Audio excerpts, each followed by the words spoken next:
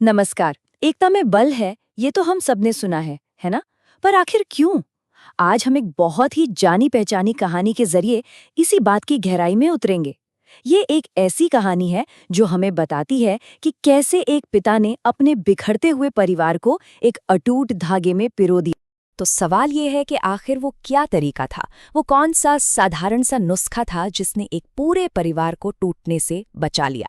चलिए इस कहानी को परत दर परत खोलते हैं और उस राज को जानते हैं। हमारी कहानी शुरू होती है एक छोटे से गांव से, जहां एक किसान है और उसके मन में एक बहुत गहरी चिंता है। तो इस किसान का नाम था रामदीन। बहुत मेहनती, इतना कि उसने अपनी लगन से पत्थर जैसी जमीन को भी लहलहाते खेतों में बदल दिया था। लेकिन इतनी सफलता के बाद भी एक फिक्र थी जो उसे अंदर ही अंदर खाए जा रही थी। वजह थे उसके 4 बेटे, चारों हट्टे कट्टे, मजबूत, सेहतमंद। किसी भी पिता के लिए ये तो गर्व की बात होती। पर उनमें एक बहुत बड़ी कमी थी, एक ऐसी कमी जो रामदीन की रातों की नींद उड़ाए हुए थी। और वो कमी थी एकता की। जी हाँ, वो चारों भाई हर छोटी बड़ी बात पे आपस में ऐसे लड़ते झगड़ते थे जैसे एक दूसरे के दुश्मन हों। उनमें तालमेल नाम की कोई चीज ही नहीं थी। और रामदीन को बस यही डर सताता था कि उसके जाने के बाद बेटों की ये आपसी फूट उसकी सालों की मेहनत पर पानी फेर देगी। वो सब कुछ गवा देंगे और इस दुनिया में बिल्कुल अकेले बेसहारा रह जाएंगे। अब जैसे जैसे रामदीन की तबीयत बिगड़ती गई, उसे लगा कि अब बातें करने का नहीं बल्कि कुछ करने का वक्त आ गया है। और उसने एक अनोखा प्लान बनाया।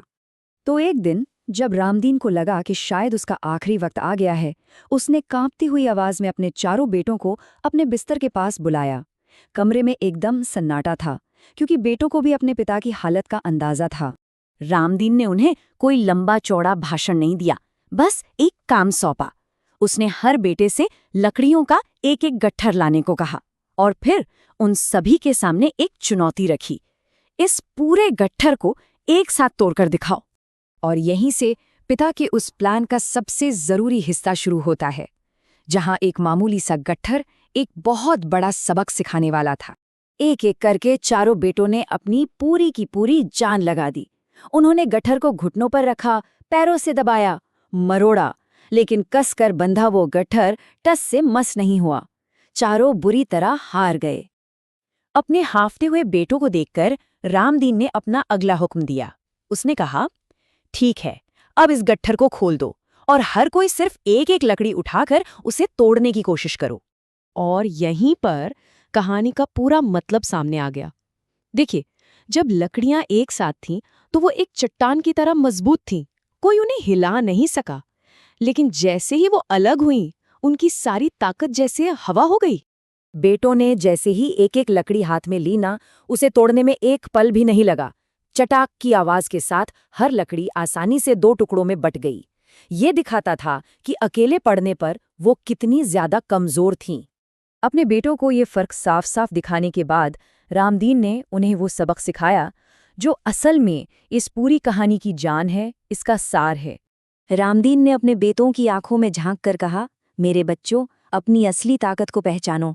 जब तक तुम सब इस गट्ठर की तरह एक दूसरे से जुड़े रहोगे, एक रहोगे, दुनिया की कोई भी ताकत तुम्हारा कुछ नहीं बिगाड़ सकती। और फिर उसने चेतावनी भी दी, लेकिन याद रखना, जिस दिन तुम लोगों में फूट पड़ गई, उस दिन तुम भी उस अकेली, कमजोर लकड़ी जैसे हो जाओगे, जिसे कोई भी कभी भी तोड़कर फेंक सकता है। पिता के ये शब्द किसी तीर की तरह बेटों के दिल में उतर गए। उनकी आंखों से आंसू बहने लगे।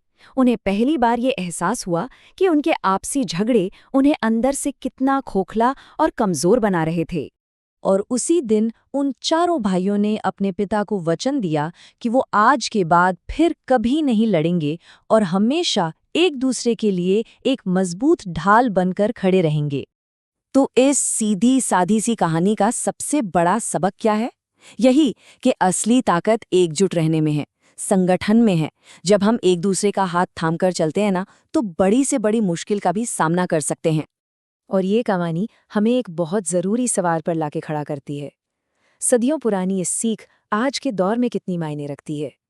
चाहे हमारा परिवार हो, हमारा समाज हो या हमारा देश, क्या हम भी छोटी छोटी बातों पर लड़कर खुद को उस अकेली लकड़ी की तरह कमज़ोर तो नहीं कर रहे? इस पर सोचिएगा जरूर।